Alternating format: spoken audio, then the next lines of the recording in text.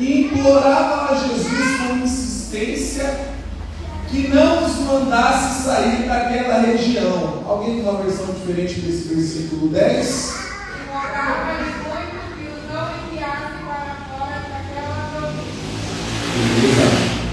No livro de Lucas, ele traz uma palavra que é melhor do que a de Marcos. Ele diz assim: o clamor dos demônios é: não nos lance no abismo.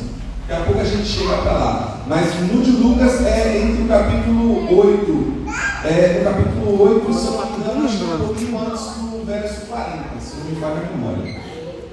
Mas vamos lá. Acho que é o verso 20 em diante, se eu não me engano. Versículo 11. Uma grande manada de porcos estava pastando numa colina próxima.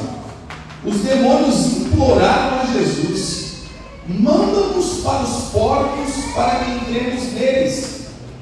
Ele lhes deu permissão, e os espíritos imundos saíram e entraram nos porcos.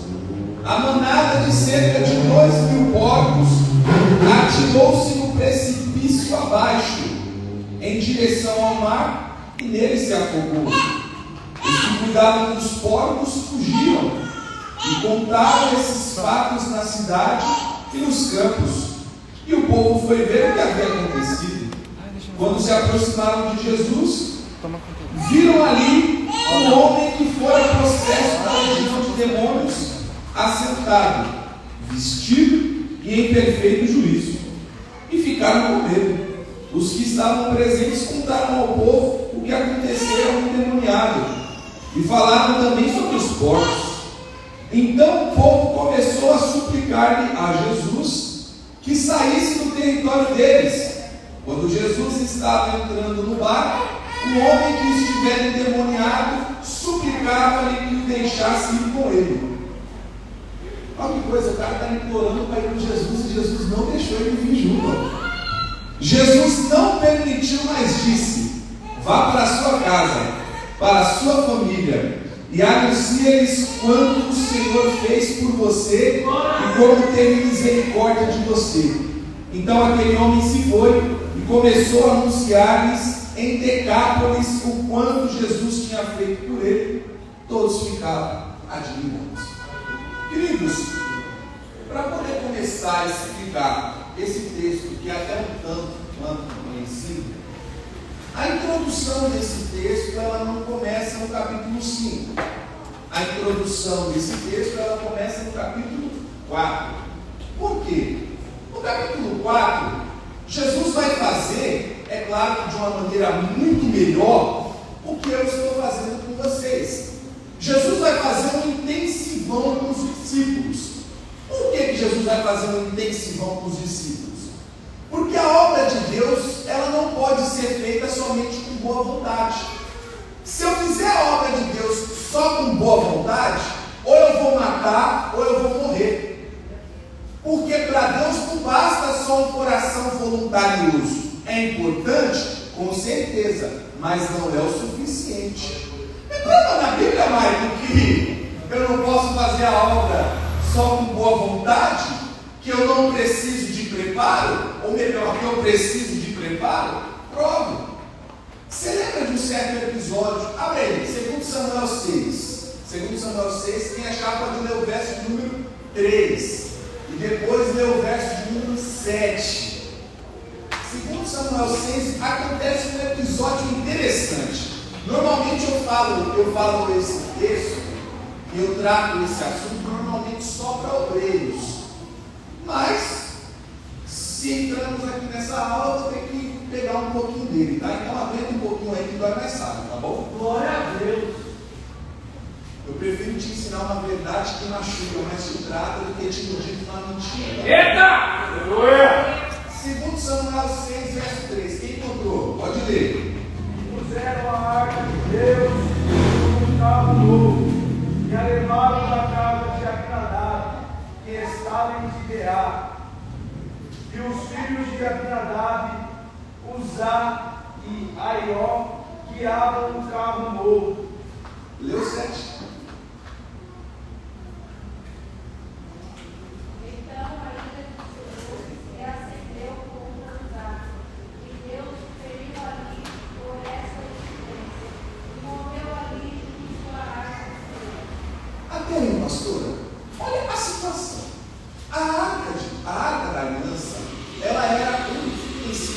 tabernáculo. O tabernáculo ele era dividido em 3 compartimentos.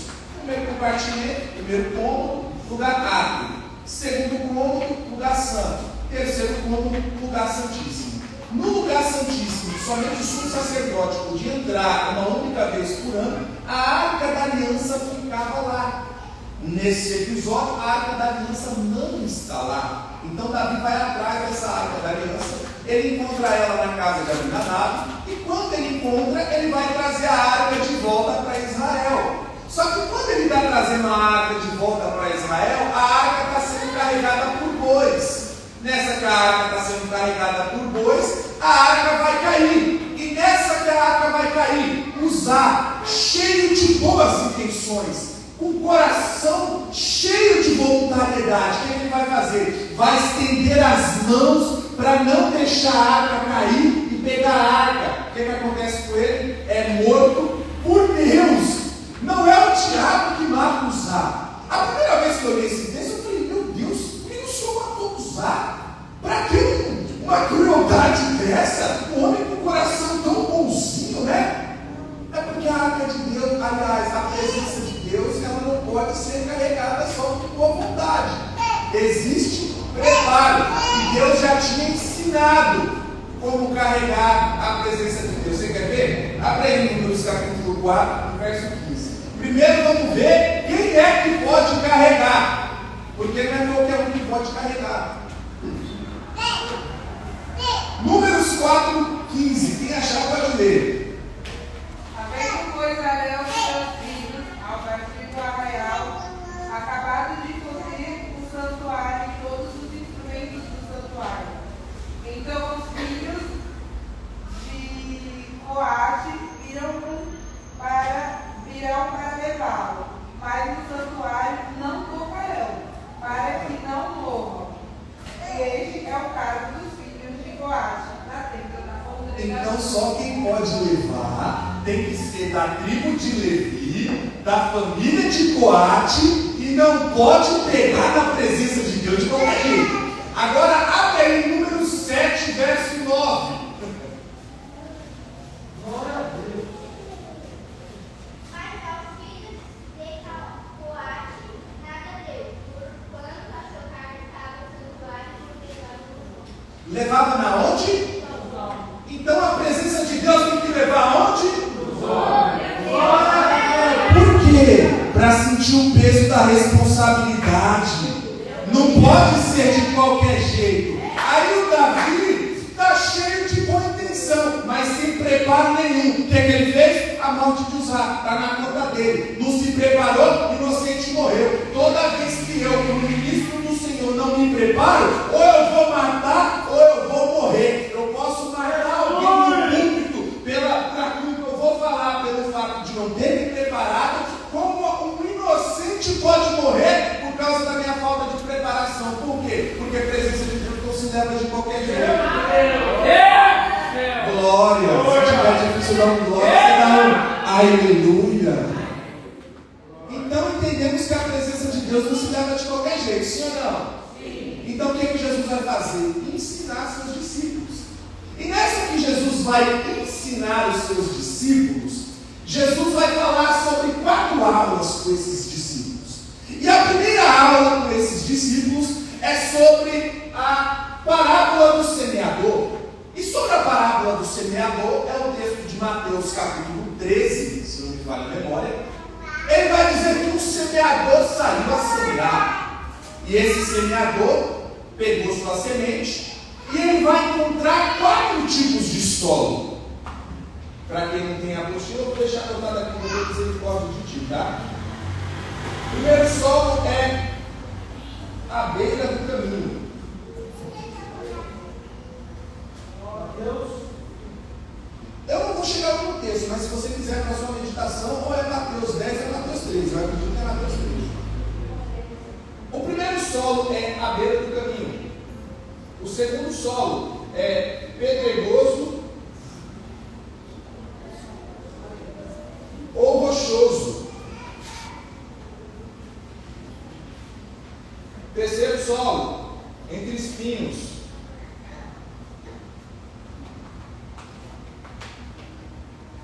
Quarto solo, terra fértil.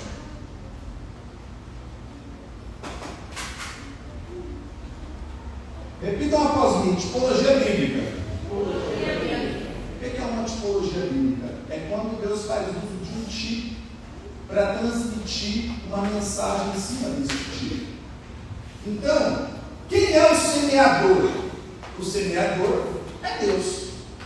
O que é a semente? O Evangelho. E o que é os solos? O coração humano. Então, existem 4 tipos de coração humano quando nós vamos evangelizar. Nós vamos encontrar corações que estão à beira do caminho. Nós vamos encontrar corações pedregosos, rochosos. Nós vamos encontrar aqueles que estão entre espinhos. E nós vamos encontrar uma terra fértil. E somente 25%, porque ganhar alma é difícil. Nós vamos encontrar o primeiro é esse que está à beira do caminho. Quem são esses que estão à beira do caminho? Sabe aquela alma difícil de você trazer para a igreja? Aí quando você traz, tem um pregador top, pregador sensacional, assim, tipo estilo Joe, sabe? Tem aquela mensagem impactante. Aí você fala, é hoje que esse cara aceita Jesus. A mente dele está longe, não prestou atenção na mensagem, voltou para casa, não lembra o que foi pregado, não sabe nem porque esteve no culto. Esse é o tipo de pessoa que está à beira do caminho. Por quê? Na parábola, o texto diz que essa semente que ficou à beira do caminho, a ave de rapina veio e pegou essa semente. Essa ave de rapina é Satanás, que percebeu que você não recebeu a semente do Evangelho, roubou. Por isso que você não lembra nada do que foi pregado no culto. É o coração que está à beira do caminho. Aí você tem o segundo tipo de coração. Qual que é o segundo tipo de coração? É o coração rochoso, é o coração pedregoso. É um tipo de coração que até recebe a semente, mas tem um problema, não cria raiz. Até recebe a semente, mas essa semente não encontra profundidade, ela não consegue se desenvolver adequadamente. Então ela vai encontrar dificuldade por esse coração ser rochoso, por esse coração ser pedregoso, ela vai murchar e posteriormente vai morrer. O que é isso? É a pessoa que aceitou Jesus, mas ainda permanece com o coração duro. O Evangelho não consegue criar frutos, não consegue criar raiz dentro dele. Por conta do coração duro, essa pessoa acaba perdendo as bem-aventuranças do Evangelho. Aí você tem um terceiro tipo de coração, o terceiro tipo de solo, que é entre espinhos. Entre espinhos é acerca da pessoa que está vivendo. Não, entendo o que eu vou falar aqui, tá? Não vai abandonar seu trabalho, sua faculdade, não abandone isso. Qual que é o problema de quem vive entre espinhos? É aquelas pessoas que colocam tudo à frente do Evangelho. É a pessoa que vai dedicar sua vida totalmente ao trabalho. É a pessoa que vai dedicar sua vida totalmente a tudo aquilo que envolve o mundo. Evangelista, mas isso não é errado? Quem vai nos explicar sobre isso aqui é Salomão. Salomão é porque eu tento evitar entrar no Eclesiastes, porque é de conhecimento de alguns irmãos que eu escrevi um comentário bíblico no livro do Eclesiastes. Eu tenho 264 páginas de escritos sobre Eclesiastes. Então, quando eu entro, eu acabo me empolgando um pouquinho, mas vou tentar segurar. Esse mês eu pego uma nova remessa. Se você se interessar, você faz um pix. O Salomão, ele fala que ele buscou a satisfação da vida. E nessa que ele vai buscar a satisfação da vida, ele vai buscar em tudo. Ele vai buscar na riqueza, ele não vai encontrar. Ele é o mais rico de todo mundo. Ele vai buscar no trabalho, ele também não vai encontrar. Ele tem todos os empreendimentos, ele tem mais empreendimentos do que qualquer pessoa do mundo. Ele também vai encontrar satisfação. Aí ele vai ter aquela ilusão do Martinho da Vila, qual? De ter todas as mulheres, de todas as cores. E aí vai se envolver com 700 mulheres e 300 concubinas. Também não vai encontrar satisfação.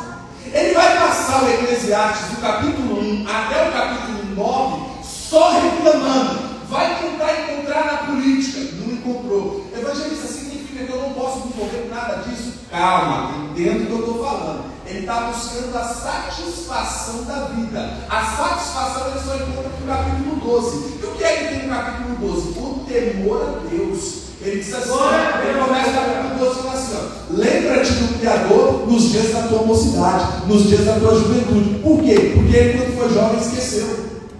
Aí ele está falando, eu estou arrependido de ter esquecido. É melhor para você, enquanto você é jovem, enquanto você é novo, não se esqueça do Senhor não, porque você vai ter uma vida como a que eu tenho. Que tipo? Que ostenta, que tem de tudo. Eu sou o mais rico, eu sou o que tem mais mulher, eu sou o que tem mais empreendimento, eu sou o que tem mais carro. Para você ter uma ideia, Salomão tinha uma cidade de carros. Ele fez de uma cidade só seu estacionamento particular. Ele tem de tudo. Se Salomão tivesse no Instagram, ele ia ser o perfil mais bombado. E ele está falando assim, ó, aonde você quer chegar, eu cheguei. Posso falar para você o que me espera lá? Vazio, sopro, fumaça, vaidade. Você quer encontrar satisfação? É no temor ao Senhor. Porque no temor ao Senhor eu encontrei a razão de viver. Então, após encontrar satisfação em Deus no temor, todas as outras bênçãos passam a ser boa. Aí a família passa a ser uma bênção, o trabalho passa a ser uma bênção, o estudo passa a ser uma bênção. Por quê? Porque o foco da minha vida não está nessas coisas, mas está no temor ao Senhor.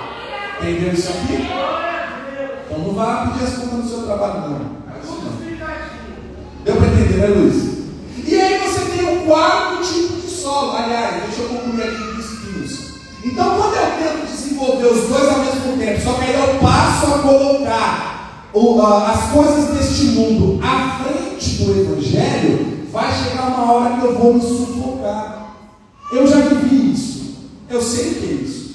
Houve uma época da minha vida, 9 anos atrás, que eu estava igual o senhor Julius. Como? Trabalhando em 2 empregos. E ainda tinha a faculdade de psicologia que eu cursava presencial. Então, eu estava tão envolvido com essas coisas que quando eu percebi, eu tinha perdido tanto culto. E eu não sentia falta de estar no culto. E começa assim, em pequenas coisinhas. Não, isso aí eu vejo depois. Nessa que vejo depois, amanhã você está afastado e não percebe. E aí você tem o quarto tipo de coração. E qual é o quarto tipo de coração? A terra fértil. Qual é a terra fértil? Aquela que recebeu a semente, criou raiz, criou profundidade, e ela conseguiu se desenvolver adequadamente sem espinhos. Então, Jesus está falando, para o lugar onde a gente vai, nós vamos encontrar pessoas. E essas pessoas que nós vamos encontrar, não desanima se ela não aceita Jesus. Não desanima se o coração dela for duro. Não desanima se for entre espinhos. Porque no meio deles sempre vai ter alguém que é terra fértil. Isso aqui é Jesus dando aula para os seus discípulos. Foi a primeira aula. Só que Jesus não deu somente uma aula. Jesus também deu para eles uma segunda aula. E qual foi a segunda aula? A segunda aula foi sobre a parábola da semente. E a parábola da semente, que também está nesse capítulo 4 de Marcos, ela vai dizer que o crescimento que essa semente passa é um crescimento invisível. É um crescimento que nós não estamos vendo. Mas não é porque nós não estamos vendo que não está crescendo. Só irmã Maria, eu vou repetir. Não é porque eu não estou vendo que eu não sei. Não é porque eu não estou vendo que você não está produzindo. Não é porque eu não estou vendo que Deus não está agindo. Às vezes a gente pensa que... Eu vou dar um exemplo aqui, vou usar o Wesley como exemplo. Às vezes eu vou pensar que o meu Wesley não está fazendo a obra porque eu não estou vendo. E quem sou eu agora? O aferidor da medida? Quem sou eu agora? A quarta pessoa da divindade? Para saber o que o Wesley faz quando os meus olhos não alcançam? É bem provável que quem está fazendo a obra chegue aos meus ouvidos não pela pessoa, porque quem está fazendo a obra não tem ostentação espiritual de bater no peito e falar: eu que fiz isso, eu que faço, eu que aconteço, eu sou a causa. Não, quem faz de verdade chega nos ouvidos dos outros por meio de terceiro. Você já viu? Vai lá no culto de quarta-feira. No culto de quarta-feira tem pão e água lá para você. Não tem lasanha, não tem feijoada, mas tem pão e água. Aleluia. Aleluia.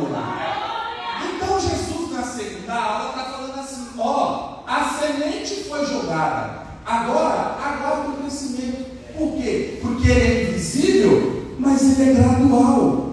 E além dele ser gradual, é necessário que esse agricultor tenha paciência. Por quê? Porque o tempo da colheita vai chegar e o resultado dessa colheita ele é estrondoso. Por quê? Porque com Deus é 30 por 1, 60 por 1 e 100 por 1. Então o resultado que você não viu quando plantou a semente, quando chegar o resultado, ele aparece de forma estrondosa.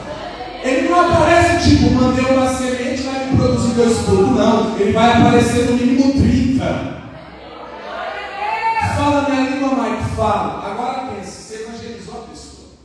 Aí essa pessoa é uma terra fértil, recebeu bem essa mensagem. Aí você olha para essa pessoa e você fala assim, essa pessoa não está se desenvolvendo. A pessoa não vem para o culto, não está se envolvendo na aula, só que essa pessoa em casa está se desenvolvendo, no trabalho está se desenvolvendo, a pessoa está indo além, longe dos seus olhos. Por quê? Porque não é visível, glória, mas é um crescimento gradual, não é imediato. Mas quando os frutos aparecem, não é só um fruto, é um monte de fruto. Jesus está falando, lança a semente, mas tenha paciência. E tem um detalhe, na obra nós podemos, tem 3 pessoas na obra e nós podemos ser 2. Porque na obra a gente tem quem planta. Aliás, abre aí, vai, 1 Coríntios 3,6, abre aí. Abre aí. Para você ver que está na sua Bíblia. Porque a sua Bíblia falando é melhor do que eu falando. Né? Eu falando você pode duvidar, agora a Bíblia falando aí é outras ideias. 1 Coríntios 3,6.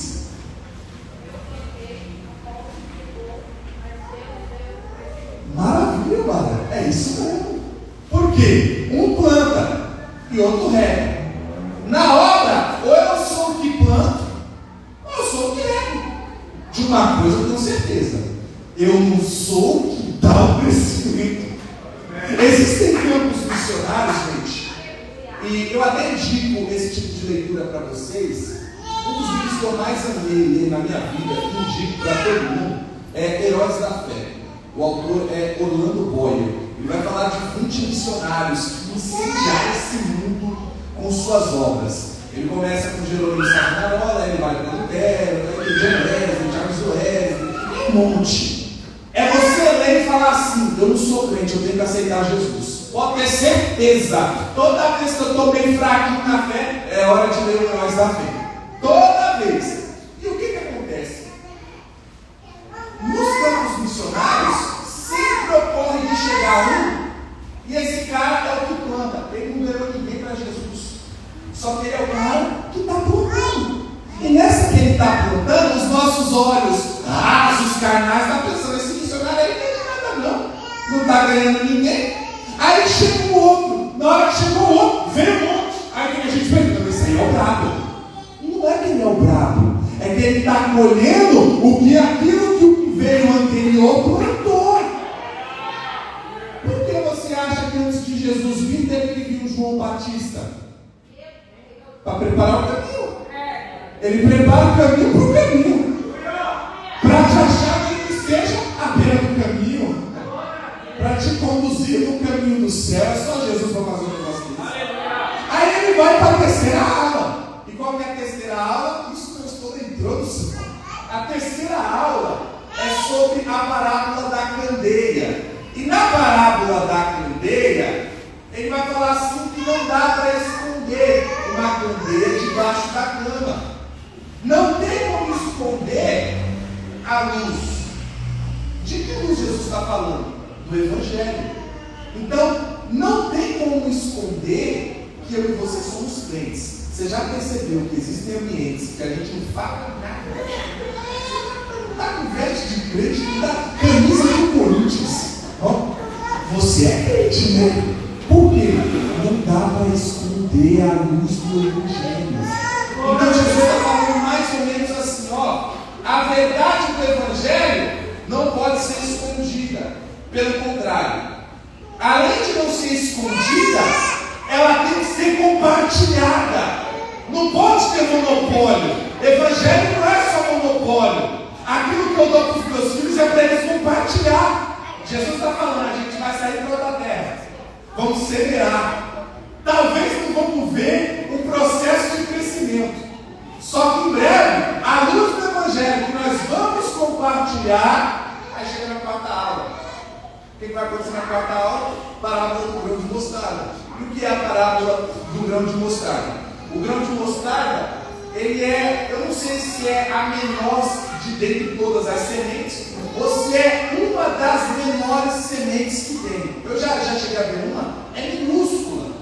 Só que quando você planta o grão de mostarda, ele cresce e ele vira uma árvore muito grande que faz sombras para todo tipo de ave. Ou seja, o processo pode até começar pequeno, só que os frutos, Wesley, eles são muito grandes e não beneficia só você, beneficia quem está ao seu redor.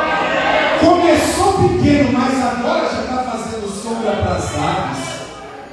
Jesus está falando, nós vamos lançar semente. Eu não sei qual é o tipo de solo.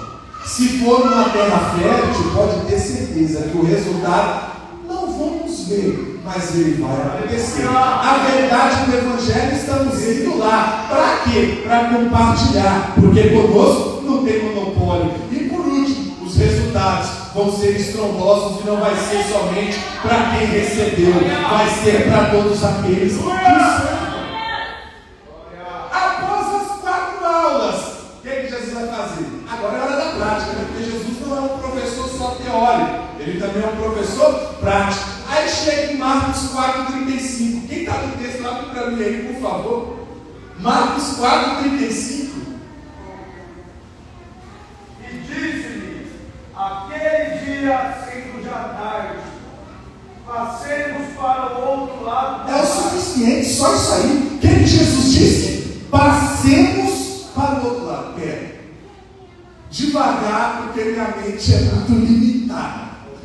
A minha mente rasa não consegue acompanhar essas coisas. Jesus disse para os seus discípulos: passemos, vamos. Alguém está com a Bíblia dizendo, eu vou para o outro lado? Ou você vai para o outro lado? Ou está passemos, vamos? Por que Jesus está dizendo isso?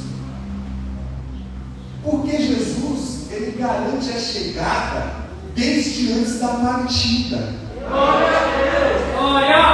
Ele está dizendo assim para você, independente do que vai acontecer aqui no meio do caminho, nós vamos chegar do outro lado. Só que tem alguns detalhes. Essa viagem é turbulenta.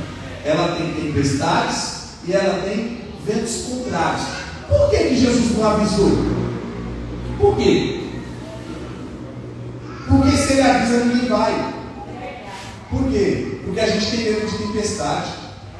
O barulho nos assusta, nos paralisa, nos deixa com medo. Se Jesus nos avisa das tempestades que vamos enfrentar, não vamos sair do lugar. Então, para não te deixar com medo, o que ele faz? Ele garante a chegada. Ele vai falar assim, passemos para o outro lado, porque não importa a tempestade que vai acontecer no meio do caminho, já estou garantido, nós vamos chegar lá.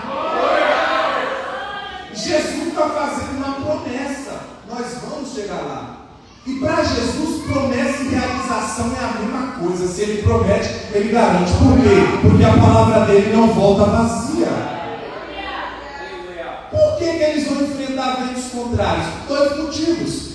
O primeiro é porque ele está indo para Gadara. E Gadara é território de demônios. Os demônios não querem que a palavra chegue lá.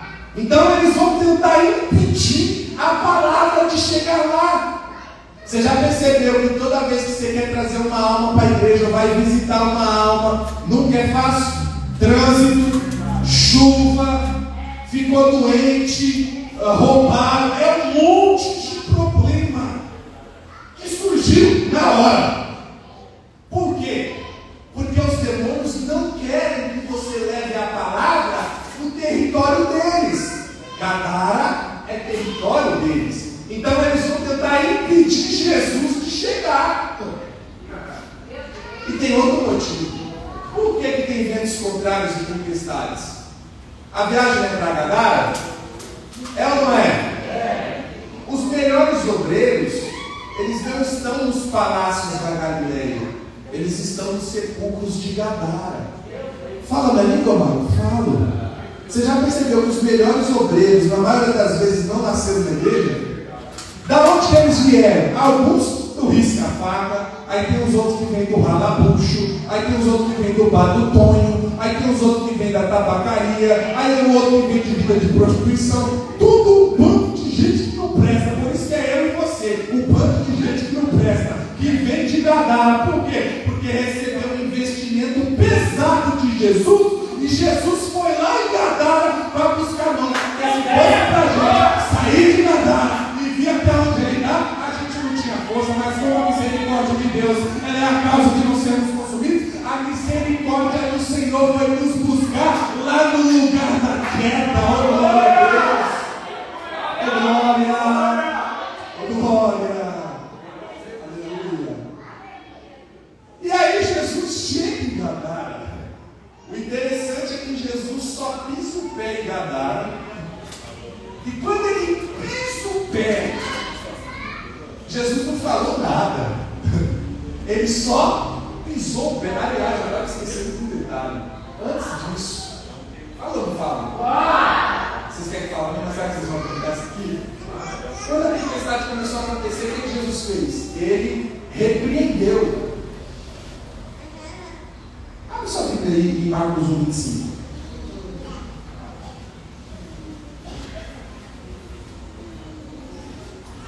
Ele repreendeu um e acalmou o outro. Só que essa palavra repreender é a mesma palavra utilizada no Marcos 1:25. Lê aí quem achou Marcos 1:25. Repreendeu Jesus dizendo: cala, sai dele. Espera aí. Jesus está repreendendo meu marido, demônio. Aí ele falou assim: cala-te, está mudo até hoje. Ou seja, Jesus repreendeu o demônio, agora está repreendendo a tempestade, porque essa tempestade está sendo causada por demônios para Jesus não chegar lá. Então a palavra repreender aí tem o mesmo significado, está tanto no 1:25 quanto no 4 ali entre o 36 ao 40, que eu não me recordo agora qual que é. Aí Jesus chega, depois de repreender, houve grande bonança. E aí quando ele coloca o pé em Gadara, vai chegar um homem correndo. Quem está olhando está pensando assim: ó, esse cara aí, grilhões no prende, prisão no prende, os homens não conseguem segurar. Ele está indo até Jesus. O que a gente vai pensar? Ele vai matar Jesus, ele vai devorar Jesus. Quando ele corre na direção de Jesus, bravo, maluco para querer pegar Jesus, quando ele chega diante de Jesus, vamos ler o texto? Marcos 5:6, por favor. Quem achar, é devagar, pausadamente, por favor. O 6 e depois o 7 também, tá? Olha o que o homem carregado de mais de 2.000 demônios, quando viu Jesus, Jesus só pisou. O que esse endemoniado fez? Lê aí, Marcos 5, 6 e 7. Partiu dela, caiu no terreno.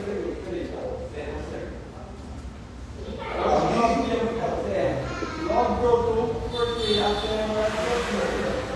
Marcos, você está em Mateus, eu acho. Marcos 5. Marcos 5.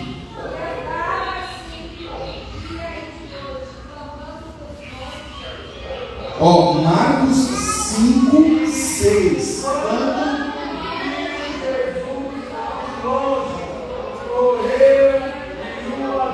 Pera. Ele está correndo até Jesus, carregado com 2.000 demônios, grilhões no prende, prisão no prende. O cara não está nu por aí, é o terror da sociedade. Quando ele está diante de Jesus, o que ele faz, Wesley? Pera, ele corre depois? Opa, pera, ele adorou. Continua. Pera, ele adora e agora ele também clama. Continua. Com grande voz, diz: que tenho eu contigo, Jesus,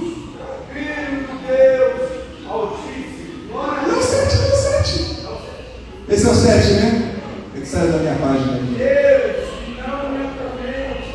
Na sua, depois do Filho do Deus Altíssimo, não aparece a palavra robot? Não, Conjure-te. na minha é robot. Então, esse homem endemoniado, que nada segura ele, que nada para ele, quando Jesus chega e só pisa no território, olha, ele chega correndo, se prostra, adora, clama e roga. Quem estava na primeira aula? Quem estava na primeira aula? Vocês viram que clamar é o primeiro nível de oração e rogar é o terceiro nível de oração. Prostrar é o quarto nível de oração. Esse cara usou 3 níveis de oração, clamando para Jesus não mandar ele para o abismo. Não o homem, mas os demônios que estão nesse homem para o abismo. Peraí. Então esses demônios têm medo de rogar? Os demônios, todo demônio tem medo de rogar. Mas antes de falar sobre o demônio, eles estão falando assim: ó, conjure-te, que não nos mande para outro lugar. Eles estão com medo de Jesus. Jesus falou alguma coisa? Jesus não falou nada, né? Só que mesmo Jesus não falando, os demônios vieram. Por quê? Porque Jesus é o atormentador de demônios e o libertador de homens. Glória a Deus! Quando a pessoa ela tem demônios, a gente tem que expulsar o demônio, não a pessoa. Porque se expulsa a pessoa, o demônio fica. Tem que expulsar o demônio da pessoa. Isso é essa a lógica. Isso é óbvio. Então, Jesus pisou no local. O cara veio. E quando ele vem, clamando, gritando, eu começo a entender algumas coisas. Vocês lembram de João 11, no cortejo de Lázaro? Quando Jesus fala assim, ó, remova a pedra. Lázaro, venha para fora. Aí Lázaro vem sobre a ordem de Jesus. Sim ou não? Sim. Só que dessa vez não teve ordem. Não teve ordem, mas o efeito foi o mesmo. Por quê? Porque Jesus e sua palavra é a mesma coisa. Ele disse em João 1, no princípio era a palavra estava com Deus e a palavra era Deus. Então Jesus e sua palavra são a mesma coisa. Se ele está presente, independente se ele vai falar ou não vai falar, algo extraordinário vai ter que acontecer. Glória a Deus! Tinha 2.000 demônios. Esses 2.000 demônios vai fazer um clamor para Jesus: não nos lance no abismo. Você quer dizer que é o texto? O texto é Lucas capítulo 8, verso 30 e 31. Né? Quem achar? Jesus lhe perguntou: qual é o seu nome? Legião, respondeu ele, porque muitos demônios haviam entrado nele. Ele implorava-lhes que não o mandassem para o abismo. Opa, então tem um lugar que eles têm medo. Vamos ver aqui rapidinho. Vou fazer um rápido desenho teológico aqui para os irmãos. Desejo glória, glória a Deus. Aleluia. Rápido desenho aqui.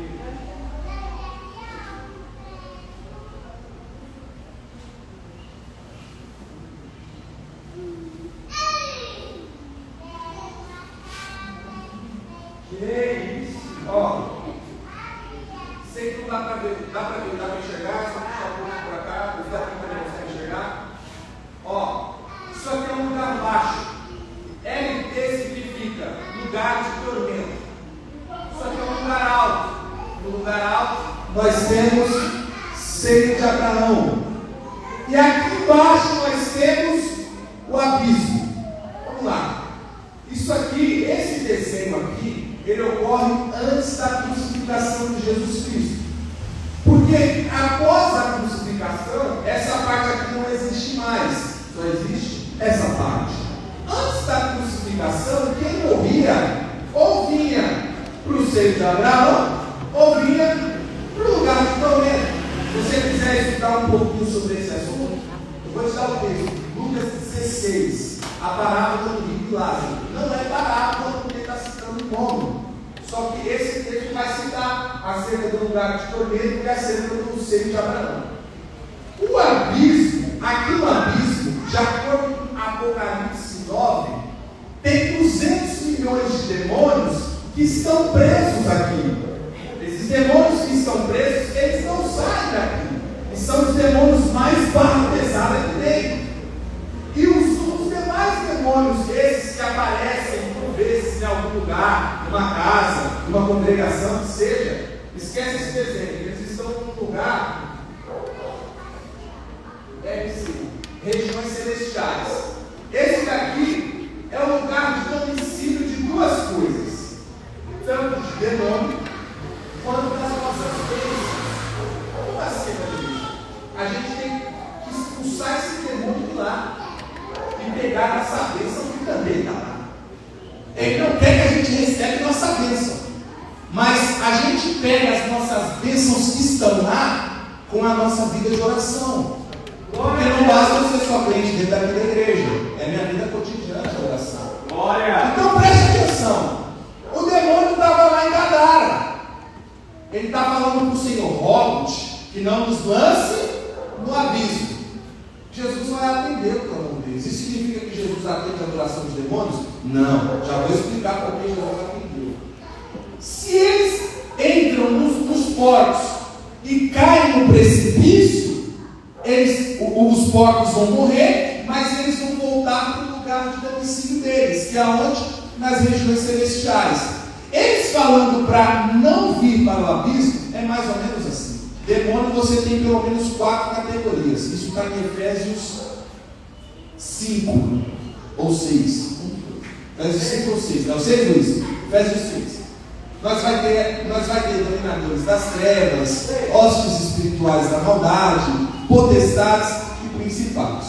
Aqui estão os demônios mais perigosos, a tal ponto de até Satanás ter medo. Na grande tribulação, os demônios que estão aqui virão para a terra. Só que eu não vou falar isso aqui, tá? Nem adianta vir me perguntar sobre isso aqui, que eu vou responder isso aqui não, viu? Isso aqui já não é a aula de milagre de Jesus, isso aqui já é teologia já. O que acontece? Esses demônios que saíram do seu lugar de domicílio e vêm para a terra, eles estão atuando de forma ilegal. Eles não podem estar na terra, porque para estar na terra é uma questão de um passaporte. E o que é esse passaporte? O corpo humano. Demônio não tem corpo. Por eles não terem corpo, eles não podem atuar na terra. Eles estão atuando ilegalmente. Pergunta. Se eu roubo por aí e a polícia me pega, para onde eu vou? Eu vou preso, né? Eu vou para... Por que eu vou para a prisão? Eu fiz uma ilegalidade. Eu fiz algo ilegal. Então, se eu fiz algo ilegal, a polícia, que é a autoridade na lei, me manda para a prisão. E se eu matar e a polícia pegar, para onde eu vou? Preso. Por quê?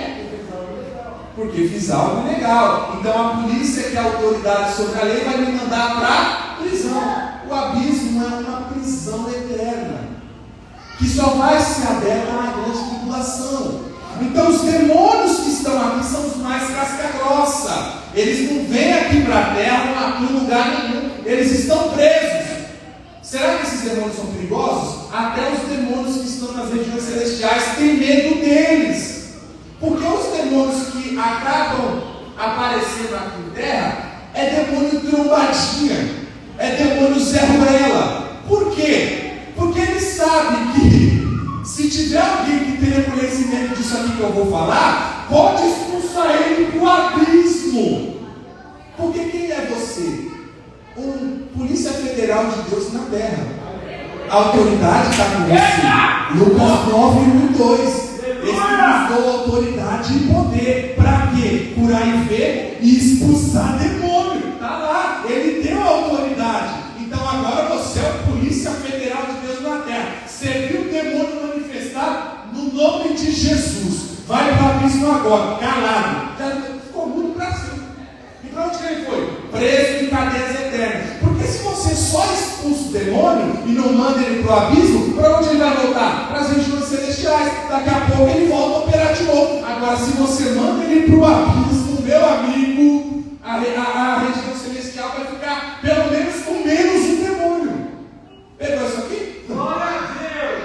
Jesus expulsou.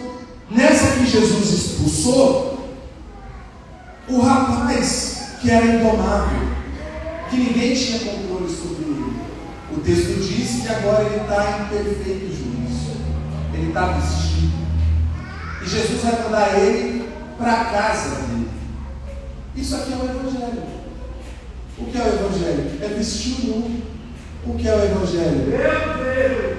O Evangelho, gente, deixa eu falar uma coisa para vocês isso aqui. Deus não toma o ministro da sua família.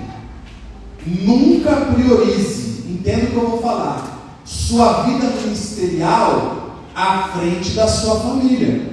Por exemplo, eu sou um professor e sou um pregador itinerante. Só que ser professor e ser pregador itinerante não está à frente de cuidar bem da Bíblia e do Mateus, porque se eu não cuidar bem da Bíblia e do Mateus, eu sou pior do que um incrédulo. E com que moral eu vou pregar para famílias se eu não cuido nem da minha? Aí o endemoniado vai falar assim: Senhor, deixa eu te servir, Jesus. Não. Para onde você vai? Volta para sua casa.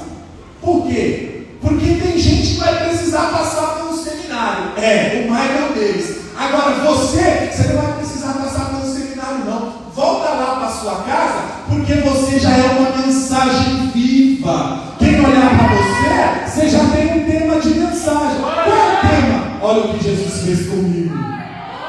Quando ele chega em casa, todo mundo vai tomar um susto. Por quê? Porque agora não está nu, agora os olhos não estão revolvidos, agora não está com 2.000 demônios, agora ele está curado, agora ele está com semblante leve, agora ele está sorrindo. Aí ele vai e fala assim para Jesus: eu até posso voltar para minha casa, mas eu não vou falar só para os meus familiares, não. Eu vou falar para 10 cidades o que o Senhor fez comigo. Aleluia. Tem um detalhe, um problema. Nem todo mundo se alegra com uma alma ganha. O povo de Gadara não se alegrou.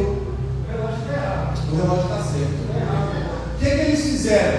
Expulsaram Jesus. Mandaram Jesus de volta para onde Jesus veio. Por quê? Olha que coisa. O cara era um problema da sociedade.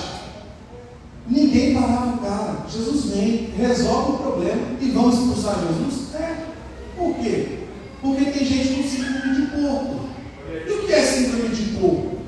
É a profecia, né? Calma quando eu chego na profecia que você quer. Quando chega nos porcos, os porcos caem, né? É a profecia que se cumpriu em 2002 e em 2013. Aleluia. Mas deixa pra lá isso aí. É brincadeira, tá, irmãos? Meus amigos palmeirenses. É brincadeira. Para vocês é o Salmos 92:12. Os justos florescerão como as palmeiras. Aí, ó. Nem o glória a Deus de um palmeirense. Ficaram tudo triste comigo. Tem não, né? Olha o que acontece, meus irmãos. Quando Jesus expulsou os demônios e arrumou o problema deles, eles expulsam Jesus. Por quê? Porque Jesus acabou com o comércio deles. Eles não poderiam criar porcos naquela região. Não poderiam cultivar porcos naquela região. Eles não podem ter porcos de estimação. E o porco é uma tipologia do pecado. Eu não posso ter um pecado de estimação. Eu não posso ter um pecado de criação. Eu não posso ficar cultivando pecado. Porque quem cultiva pecado perde a presença do Salvador. Eles estavam com o coração nos porcos. É por isso que quando Jesus acaba com o comércio de porcos, eles vão querer expulsar Jesus. O coração deles não está em Jesus. O coração deles está nos porcos. Aleluia. Glória a Deus. Vou encerrar. Pode encerrar?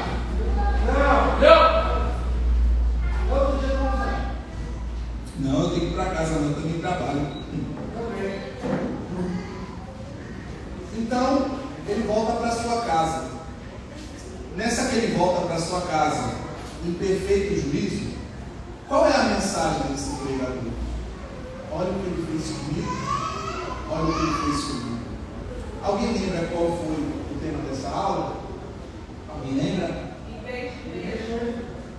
Pode falar. Investimento. Eu ouvi alguém falar certo. Investimento Pesado. Investimento pesado. É isso que Jesus fez por esse cara que estava enganado, por esses aí que estavam enganados. Por quê? Porque não era um demônio só, eram dois. Aliás, não era um endemoniado só, eram dois. É que o Marcos e o Lucas só deram atenção para um, mas o Mateus deu atenção para o segundo. Talvez um era mais problemático do que o outro. Nunca é um só, sempre tem mais. Só que Jesus fez esse investimento pesado. De quê? De discipular discípulos. Ele discipula 12 discípulos para preparar para as tempestades que vão enfrentar. Para quê? Para ganhar eu e você.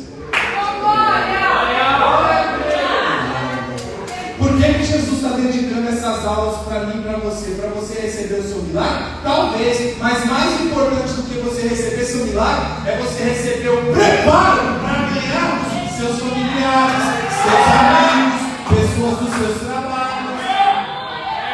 A vida sempre será mais importante. Amém? Será que eu e você pode dizer, assim como esse endemoniado, olha o que ele fez comigo? Amém? Deus abençoe. Eu estou meditando já para a próxima aula para vocês. E a próxima aula é um tema que eu nunca falei antes, mas que já está mexendo muito comigo. Vai ser sobre o milagre dos 5 pães e 2 peixes. A explicação dos pães e peixes. E ali tem lições valiosíssimas. Eu espero que possamos dar continuidade nesse trabalho. Como eu falei no Congresso dos Varões, eu conversei com um seminário ao qual eu e o Luiz faz parte. Eu faço parte do corpo pedagógico, sou um dos professores do seminário. E conversando com a direção, acordamos que ao encerrar dessa série, se eu conseguir ministrar pelo menos 12 aulas, poderia certificar cada um dos 12 irmãos. E como vai estar, evangelista? Como vocês são meus amigos, são ADMED, pastoreados pelo querido pastor Daniel, vai te custar um abraço para mim, tá? Só isso que vai te custar. Agora, se você está com o coração voluntarioso e quer fazer um pix para mim, deixa Deus te usar com força, meu irmão, deixa Deus te usar. Até se for da carne, deixa usar também, amém? Deus abençoe a vida de vocês. Meu pastor Daniel de Andrade.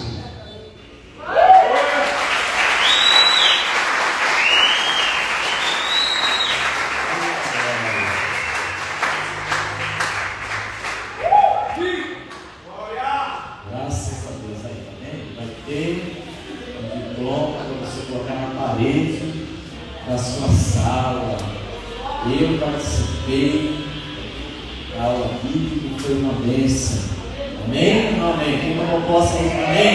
Amém. Glória a Deus. Sexta-feira? Irmãos, eu tenho você, mas vai apresentar aqui. Quem é essa criança dessa talvez? Em nome de Jesus, tragam elas. Isso, tragam elas aqui, pastora Sandra. Glória a Deus. Vamos apresentar. Rapidinho, nós apresentamos ao Senhor. Glória a Deus. Tinha uma mocinha que quer cantar isso, cara? Ela não quer ser cantora oficial na sexta-feira, não. É oficial, hein? Direito à banda. Você prefere? Tem certeza? Você na sexta-feira oficial. Então fechou, na sexta-feira, tá bom? Já está ensaiado? Já deixa avisado para o nosso recadinho.